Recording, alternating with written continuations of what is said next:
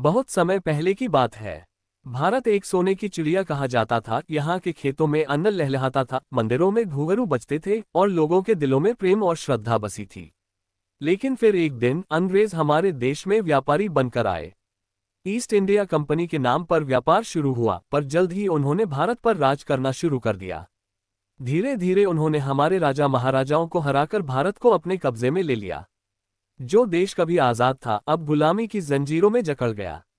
अंग्रेजों ने हमारे लोगों से जमीनें छीन ली, टैक्स लगाया, अत्याचार किए और हमारी शिक्षा, भाषा और संस्कृति को कमजोर करने की कोशिश की।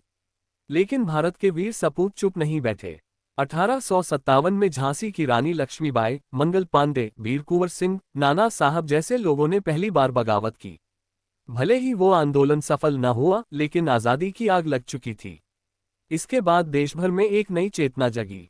गांधी जी ने सत्य और अहिंसा के मार्ग से लोगों को जोड़ा। उन्होंने कहा, डरो मत, डटकर खड़े हो जाओ, अंग्रेजों को अहिंसा से भी हराया जा सकता है। जलियांवाला बाग कांड ने पूरे देश को हिला दिया। हजारों निर्दोषों को गोली मार दी गई, पर भारतीयों का हौसला नहीं टूटा। भगत सिंह, राजगुरु, सुखदेव जैसे वीरों ने हंसते हंसते फांसी चढ़ना स्वीकार किया, पर अंग्रेजों से माफी नहीं मांगी। सुभाष चंद्र बोस ने कहा, तुम मुझे खून दो, मैं तुम्हें आजादी दूंगा। उन्होंने आजाद हिंद फौज बनाए और भारत के बाहर से अंग्रेजों को चुनौती दी। 1942 में गांधी जी ने कहा, अंग्रेजों भारत छोड़ो। इस आंदोलन ने देश भर में तूफान ला दिया। आखिरकार 15 अगस्त 1947 की वो ऐतिहासिक सुबह आई, जब भारत ने सांस ली आजादी की सांस।